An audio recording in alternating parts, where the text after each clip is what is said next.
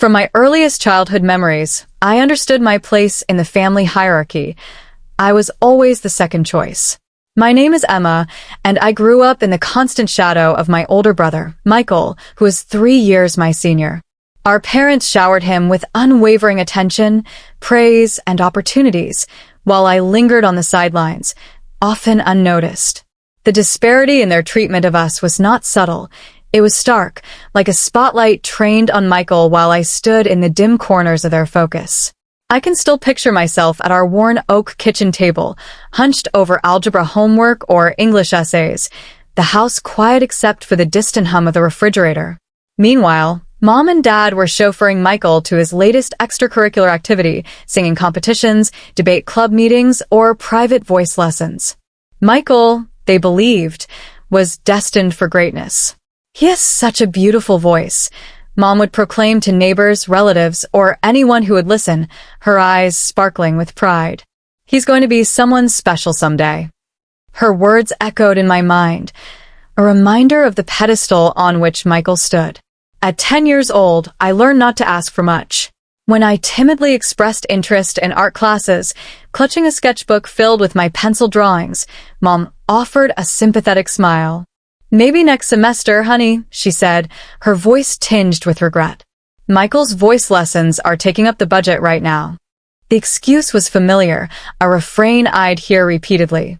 Michael's talents, whether his singing, his academic achievements, or his charisma, always took precedence, draining the family's modest resources. My dreams, it seemed, could wait. The contrast became even more pronounced during Michael's senior year of high school. I was 15, a quiet sophomore navigating the chaos of adolescence. One evening, as we sat around the dinner table, my parents made a grand announcement that would reshape our family's priorities. "We've been saving up," Dad said, his chest puffed with pride, "and we're sending Michael to Preston College, one of the most prestigious schools in the state." Michael's face lit up, his grin wide and triumphant. "Really? That's amazing," he exclaimed, his voice brimming with excitement. "That's not all," Mom added, her smile radiant. "You can stay in our apartment near campus rent-free. We want you to focus on your studies without any distractions." I stared at my plate, pushing peas around with my fork, the metallic taste of disappointment settling in my mouth. No one noticed my silence. Their eyes were fixed on Michael, who was already spinning dreams of his future, law school, perhaps, or a career in music. That night, lying in my narrow bed, I did the math. If they were pouring this much money into Michael's education and providing him a free apartment, there was little chance they'd have anything left for my college fund. The realization was a cold weight in my chest, but instead of succumbing to tears, I began to plan. The next day, I visited my grandparents' antique store, a cozy shop filled with the musty scent of old wood and the glint of vintage treasures. My grandfather, with his kind eyes and weathered hands, listened as I poured out my frustrations. "Well, Emma," he said, stroking his chin thoughtfully, "I could just give you the money for college." He paused, studying me carefully. "But I think it would be better if you earned it yourself. How would you like to work here after school?" His offer was a lifeline, and I seized it without hesitation. Thus began my after-school routine at the antique store. While Michael prepared for his grand adventure at Preston College, I cataloged dusty trinkets, polished antique furniture, and assisted customers who wandered into the shop. My grandmother, with her warm smile, brought me homemade cookies and shared stories about the history behind each vintage piece.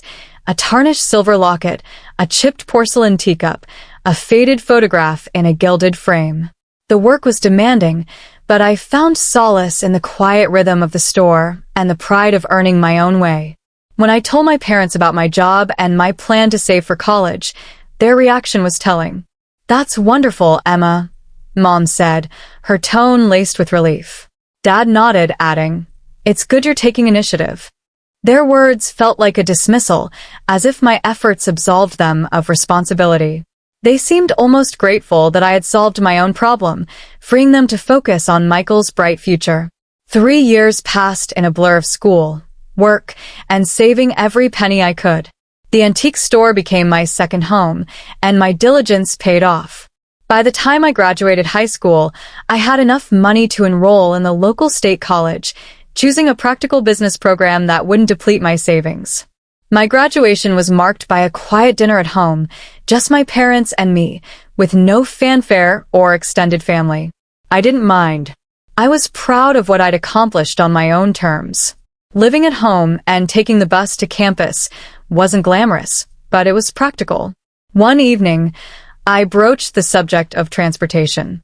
Mom, Dad, I began, choosing my words carefully. I've been thinking about getting a used car. It would make getting to classes easier. Dad barely glanced up from his phone. Sorry, Emma, we just don't have the money for that right now, he said. Mom chimed in. The bus system is perfectly fine. Lots of students use it. I bit my tongue, swallowing the memory of how they'd helped Michael get his driver's license and even contributed to his first car. That was a different time, I told myself, but the sting lingered. My freshman year of college passed quickly. A whirlwind of lectures, study groups, and part-time shifts at a local cafe where I'd started working to supplement my savings. Just as I was finishing my spring finals, our house erupted in celebration. Michael was graduating from Preston College, and my parents spared no expense. They threw an elaborate party, inviting relatives, friends, and neighbors to celebrate their golden son. The house buzzed with excitement, tables laden with catered food and decorations in Preston's colors. I was arranging platters of appetizers in the kitchen when Michael made his grand entrance, a beautiful blonde woman on his arm. Everyone, he announced, his voice cutting through the chatter. This is Sarah, my college girlfriend. And we have exciting news. We're engaged. The room exploded with cheers and congratulations. Mom burst into tears of joy, and Dad clapped Michael on the back so hard I thought he might topple over. But wait, there's more, Sarah added, her voice sweet and confident. After the wedding, we're moving to Connecticut. My parents own a successful business there, and they want us to take it over. Mom's tears turned into full-on sobbing. My baby boy, a successful businessman, she cried. Dad beamed, declaring, I always knew you were destined for great things, Michael. I stood in the corner, unnoticed, arranging napkins. No one mentioned that I'd just completed my freshman year with a 4.0 GPA, or that I was juggling a part-time job and a full course load. But I was used to it by now, the familiar ache of being overlooked. The next year was consumed by wedding preparations. Mom and Dad threw themselves into planning the perfect event for Michael and Sarah, taking out a substantial loan to cover the extravagant venue, gourmet catering, vibrant floral arrangements, and a live band. Nothing was too good for their son. The wedding was a spectacle, emotional, opulent, and entirely centered on Michael. I stood in my bridesmaid dress, which I'd paid for myself, watching my parents glow with pride as they danced with the happy couple. They'd spared no expense, even though I knew the loan would burden them for years. After Michael and Sarah moved to Connecticut, I stood in my cramped bedroom, surrounded by textbooks and the weight of my routine. An idea struck me. The apartment where Michael had lived during college was now empty, perfectly located near campus. It could offer me independence, a space to call my own. That evening, I approached my parents as they watched TV. Mom, Dad, I said, my voice steady. Since Michael's apartment is empty, could I move in there? They exchanged glances, and Mom spoke first. Well, honey, you can move in, but you'll need to pay rent. The words hit like a slap. Rent, I echoed, disbelief coloring my tone. But Michael lived there for free. Dad shifted uncomfortably in his recliner. That was different, he said. We have the wedding loan to pay off now. We need the extra income. My voice trembled as I responded. I'm your daughter too. I've never asked for anything. I worked for my college money. I take the bus everywhere. Mom held up a hand, cutting me off. After one of their silent conversations, she relented. Fine. We'll charge you half the normal rent. It wasn't the victory I'd hoped for, but it was the best I'd get. Okay, I said quietly. I'll take it. That weekend, I moved into the apartment, which still bore traces of Michael, scuff marks from his furniture, water rings on the coffee table from his late-night study sessions. I took extra shifts at the cafe to cover the rent, often working until closing, my days a blur of classes, studying, and steaming cappuccinos.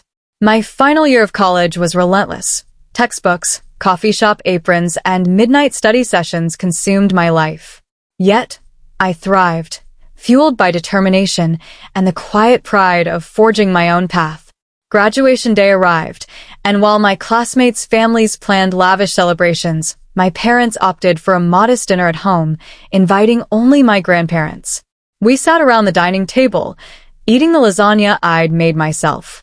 Grandma reached across the table, squeezing my hand. "Emma, dear, we're so proud of you," she said warmly. "Graduating with highest honors while working part-time, that's quite an achievement." Her words warmed me, a rare acknowledgement of my efforts. Before I could respond, Mom's phone buzzed.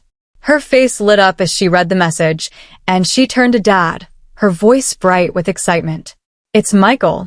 He and Sarah are expecting their first child."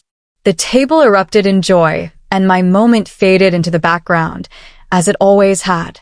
But this time, I didn't mind as much. I'd built something for myself, through grit, late nights, and unwavering resolve. I was Emma, the girl who'd carved her own path, and that was enough. The moment Mom's phone buzzed at my graduation dinner, the air shifted. Her face lit up as she read the message, her voice brimming with excitement. "Oh, speaking of achievements," she interrupted, barely glancing at Grandma's warm praise for my honors. "Michael just texted. The business in Connecticut is doing wonderfully. They're expanding into 2 new locations." The table erupted in chatter, my quiet milestone swallowed by the celebration of Michael's success. My grandparents exchanged knowing glances, and Grandpa squeezed my shoulder, his silent support a small anchor in the storm of my parents' favoritism. I forced a smile, but inside, I felt the familiar sting of being overshadowed, my 4.0 GPA and college graduation reduced to a footnote in the saga of Michael's glory. 2 weeks later, my hard work bore fruit. I landed a position at Anderson and Mitchell, one of the city's most prestigious firms, with a starting salary that exceeded my wildest hopes. The thrill of beginning my career as a business analyst, armed with my degree and determination, was electric. I envisioned a future where my efforts would finally speak for themselves, free from comparisons to my brother. That excitement lasted exactly 3 days, until Mom paid an unexpected visit to the apartment, her eyes gleaming with a purpose I'd come to dread. "Emma," she said, settling onto the couch with a calculated smile, "now that you're making good money, you should start paying the full rent amount." I stared at her, my coffee mug frozen halfway to my lips. "But we agreed on half," I said, my voice steady despite the disbelief churning inside me. "That was when you were a student," she replied matter-of-factly. "You can afford it now." The urge to point out that Michael had lived here rent-free, even after landing his first job, surged within me, but I'd learned long ago that comparing myself to him was futile. The apartment's prime location, just a 10-minute walk from my office, made it worth keeping, so I swallowed my frustration and reluctantly agreed. "Fine," I said, the word tasting bitter. Life settled into a grueling routine. I threw myself into my work at Anderson and Mitchell, determined to prove my worth. The firm's fast-paced environment demanded precision and creativity, and I thrived, earning praise from colleagues and supervisors alike. But every month, like clockwork, Mom's call would come. "Emma, dear," she'd say, her voice saccharine, "just reminding you about the rent. It's due on Friday. We're counting on that money." The words grated, a reminder that my success was merely a resource to be tapped.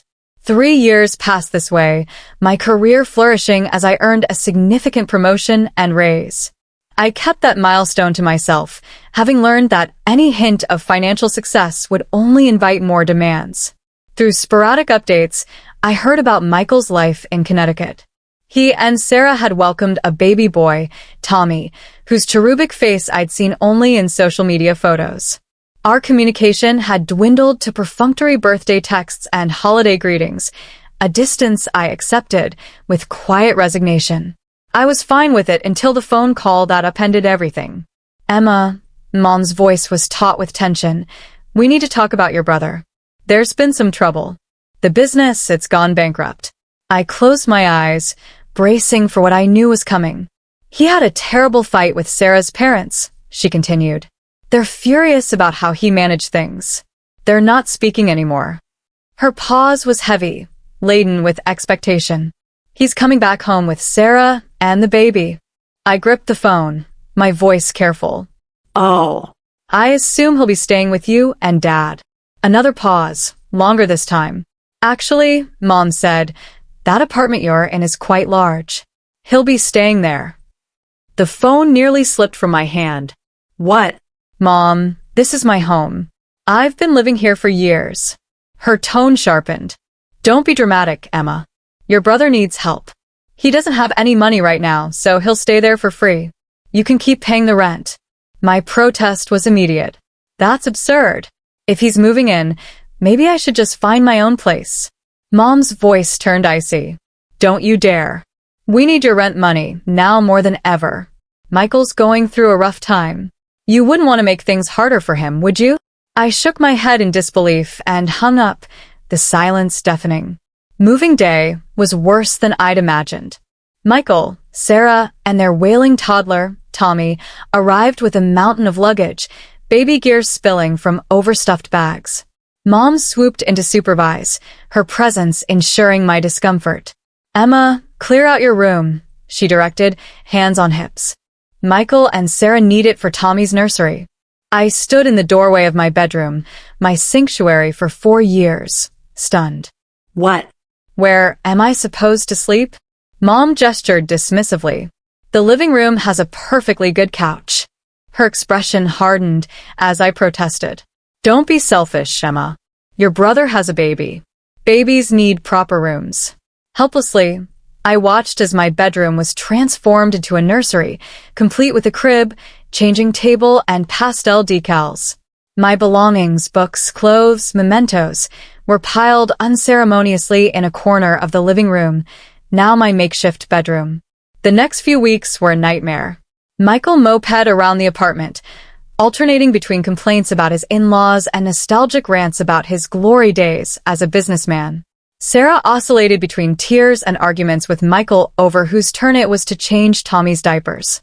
The baby, sensing the tension, cried incessantly. I'd return from long days at work to find dishes piled in the sink, toys strewn across the floor, and dirty laundry spilling from the hamper. Ignoring the mess proved impossible when ants invaded, drawn by crusted plates. So I cleaned. I cooked. I did laundry. And every meal I prepared vanished before I could eat, devoured by my uninvited housemates. One evening, after a particularly grueling day at the firm, I tried to extend an olive branch. Michael, I said, keeping my tone neutral, we actually have some openings at my company. I could put in a good word with HR. The benefits are great, and the starting salary is decent. He looked up from his phone, his face twisting with indignation. An entry-level position? Are you kidding me, Emma? I'm a businessman. I don't do entry-level. I need an executive position, something worthy of my experience. My patience snapped. Your experience running a business into the ground? The words slipped out, sharp and unfiltered. Michael's face reddened. You don't know anything about what happened. That was my in-laws' fault. They set me up to fail. He stormed off to my former bedroom, leaving me wondering how much longer I could endure this. 3 months into this forced cohabitation, I sat at the kitchen table, now stained with Tommy's dried baby food and Sarah's coffee rings, reviewing my bank statements. The numbers were stark. My expenses had nearly doubled since Michael's family moved in. Utility bills had skyrocketed, groceries disappeared faster than I could replenish them, and I was still paying full rent. That was the breaking point. I called my parents, rehearsing my words to stay calm. Mom, Dad, I began. We need to talk about the living situation. Michael and Sarah aren't contributing anything to the household expenses. They're eating all my food, using utilities I pay for. Mom cut me off, her voice sharp. I can't believe how selfish you're being, Emma. Your brother lost everything. His in-laws betrayed him. He has a baby to take care of. Dad's voice chimed in from the background. You should be grateful you're in a position to help family. I pressed on, my voice rising. But I'm not just helping. I'm carrying the entire financial burden. Mom snapped. Enough, Emma. This isn't forever. You need to be more understanding. I ended the call, my resolve hardening. That night, I opened my laptop and began searching for apartments. I bookmarked several promising listings, all within walking distance of my office, preparing for the possibility that things might worsen. They did, 2 weeks later. I was attempting to focus on work documents on my uncomfortable couch bed, Tommy's wails piercing the air as Michael and Sarah argued for the 4th time that day. The doorbell rang, and my parents walked in without knocking. Mom's face bore that familiar look, the one that preceded announcements of yet another favor for Michael. Dad lingered behind, avoiding eye contact. Emma, Mom announced, we need to discuss the rent. I looked up from my laptop. I paid this month's rent on time, as always. She nodded, her expression unyielding. Yes, but starting next month, we're doubling it. The room fell silent, even Tommy's cries pausing as if in shock. Double. I repeated, certain I'd misheard. But I'm already paying the full market rate. Mom gestured around the cluttered apartment. Well, now there are more people living here, more wear and tear, more utilities. It's only fair the rent reflects that. I couldn't help but laugh, the sound bitter. Fair? How is it fair that I pay double rent for sleeping on a couch in my own living room? If anyone should pay more, it's Michael. He's the one not paying anything. Michael leapt from his chair. This is ridiculous. I lost everything, and now you want me to pay rent. Mom soothed him instantly. Of course not, sweetie. Turning to me, her expression hardened. Emma, you have a good job. You can afford this. Your brother needs time to get back on his feet. I looked at their faces, Mom's stern expectation, Dad's awkward avoidance, Michael's entitled indignation, Sarah's smug satisfaction. 3 months of frustration threatened to erupt, but I swallowed it. Fine, I said quietly. Double rent starting next month. Mom's face broke into a satisfied smile, and they left, pleased with their victory. They had no idea they'd just ignited my resolve. Later that evening, as I tried to read on my couch bed, I overheard Michael and Sarah in the kitchen, their whispers careless in their excitement. Can you believe it? Sarah giggled. Your mom just told me they're giving us half of Emma's rent money every month.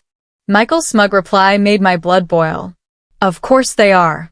They understand we need help. Emma makes plenty. She can support us for a while. Sarah laughed. This is perfect. We live here for free and get spending money. Your sister doesn't need to know. I gripped my book, my knuckles white, rage and betrayal coursing through me. This wasn't just unfairness, it was a calculated scheme. My parents weren't merely enabling Michael, they were using me to fund his inertia. I grabbed my laptop and pulled up the apartment listings. One caught my eye, a modern one-bedroom on Cedar Street, closer to my office than my current place, with rent matching what I'd been paying before the proposed increase. I called immediately, keeping my voice low. Hi, I'm interested in the apartment on Cedar Street. Could I see it tonight? Perfect, I'll be there in 15 minutes. The apartment was everything I'd hoped, clean, quiet, and blissfully Michael-free. I signed the lease on the spot, using my emergency savings for the security deposit, a small price for my freedom. Back at the apartment, I waited until everyone was asleep, then quietly packed my essentials into 2 suitcases. I left the furniture behind, unwilling to carry the weight of those memories. The next morning, as Michael scrolled through job listings he had no intention of pursuing, I wheeled my suitcases to the door. Going somewhere? He asked, barely looking up. Month-long business trip. I lied smoothly. Big project in our Cincinnati office. He grunted, already disinterested. I stepped out, closing the door on the chaos. That evening, I moved into my new apartment, ordering takeout, and sitting on the floor of my empty living room. The silence was glorious. No crying baby, no arguing couple, no guilt trips. For the first time in years, I felt unburdened. The weight of my family's expectations lifted. I began furnishing my new space, choosing pieces that reflected my taste, clean lines, warm colors, a life of my own making. At Anderson and Mitchell, I continued to excel, my promotion leading to new responsibilities and recognition. I didn't tell my parents about my move, letting their calls about rent go unanswered. When Mom finally confronted me, I kept my tone calm but firm. "I've moved out," I said. "The apartment is all Michael's now. I'm sure he'll cover the rent." Her stunned silence was satisfaction enough. Months later, I heard through a cousin that Michael and Sarah had moved in with my parents, unable to afford the apartment on their own. The business in Connecticut remained a sore point, with Michael blaming everyone but himself. I, meanwhile, thrived in my new life, building friendships with colleagues, exploring the city, and even enrolling in an evening art class, a dream I'd shelved since childhood. My grandparents visited my new apartment, their pride evident as they admired the space I'd created. "You've done well, Emma," Grandpa said, his voice thick with emotion. "You've always known how to stand on your own." I was no longer the second choice, not in my own story. I was Emma, the woman who'd carved her own path, and that was more than enough. For the next month, I reveled in the serenity of my new apartment on Cedar Street, a haven I'd carved out for myself. I invested in a plush, queen-sized bed with crisp white linens, a cozy sage-green couch that would never double as my bed, and a set of gleaming kitchen supplies, pots, pans, and dishes that belonged solely to me. I cooked hearty meals, savoring the simple joy of finding them untouched in my refrigerator, ready for me to enjoy whenever I pleased. Each night, I slept deeply, undisturbed by Tommy's cries or the chaos of an overcrowded household. The silence was a luxury, a testament to the life I was building on my own terms. Right on schedule, my phone lit up with Mom's number, shattering the tranquility. "Emma," she snapped without preamble, her voice sharp as a blade. "Why haven't you sent the full rent payment? We agreed on double, remember?" I leaned back on my new couch, a smile tugging at my lips as I let out a soft laugh. "Actually, Mom, I know all about your little arrangement with Michael and Sarah. Were you ever planning to tell me that half my rent money was going straight into their pockets?" Her silence was heavy, charged with guilt. "That's none of your business," she finally said, defensive. "Your brother needs—" "No, Mom," I interrupted, my chuckle laced with defiance. "What my brother needs is to grow up and take responsibility for once in his life. I've moved out. I found my own place. The apartment is all yours and Michael's now." Her screech was piercing. "You what? You can't do this.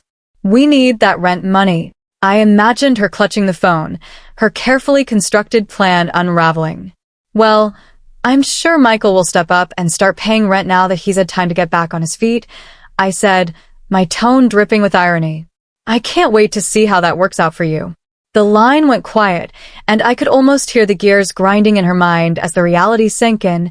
Their reliable cash flow, was gone, leaving them with their unemployed son, who'd never paid a bill in his life. Then, her voice shifted, adopting that sugary sweet tone from my childhood, the one she used when she wanted something. "Emma, sweetie," she cooed, "let's not be hasty. We can work something out. What if we go back to the original rent amount? That was fair, wasn't it?" I sank deeper into my couch, its soft cushions a stark contrast to the lumpy sofa bed I'd endured. This was my space, where no one could displace me from my own bedroom. "No, Mom," I said firmly. "That's not going to happen." "But, Emma, we're family," she pleaded, her voice rising with desperation. "Family?" I cut in, my tone sharp but controlled. "Is that what you call it when you scheme behind my back to funnel my money to Michael? When you kick me out of my own bedroom while I'm paying all the bills?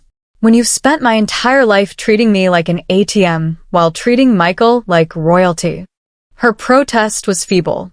"That's not fair. We've always—" I didn't let her finish. "Goodbye, Mom." I hung up, my finger hovering over the screen before I blocked her number, and Dad's too, severing the tether that had bound me to their demands. The weight of that action felt like freedom. 6 months have passed since that call, and I've built a life that feels wholly mine. My grandparents, ever my quiet allies, keep me updated on the family situation, though I never ask. They seem to understand my need to know I made the right choice, a validation of my resolve. According to them, Michael, Sarah, and Tommy remain in the apartment, not having paid a single month's rent. Mom and Dad cover the utilities and slip them spending money, citing the baby's needs. Michael, predictably, hasn't found a job. Apparently, the job market lacks executive positions suitable for a failed businessman with a track record of bankruptcy. I listen to these updates with detached amusement, grateful to be far removed from the chaos. My new life is a study in peace. At Anderson and Mitchell, I earned another promotion, my work as a senior analyst earning accolades and a salary that affords me small luxuries. I bought a sleek, used sedan, its silver finish gleaming under the city lights, making my commute a pleasure rather than a chore. I enrolled in evening MBA classes, a step toward a future I'm shaping for myself. My apartment remains a sanctuary, always clean, my refrigerator stocked with food I choose, my bed a haven where I sleep undisturbed. The rhythm of my days, work, study, quiet evenings with a book or a sketch pad, feels like a gift I've given myself. The other day, I ran into Sarah's cousin at the grocery store, her cart piled high with diapers and formula. "They're expecting another baby," she said, her voice tinged with pity as she mentioned Michael and Sarah. I smiled, genuine but distant, and wished them well. Somewhere across town, my parents are likely scrambling to fund another nursery, their loyalty to Michael unwavering. But that's not my problem anymore. For the first time in my life, I'm putting myself first, my career, my dreams, my peace. Sitting in my apartment, sunlight streaming through the windows, I sketch a new drawing, the lines bold and unapologetic. It feels absolutely right. Please feel free to comment below if you like this. Remember to like and subscribers for more.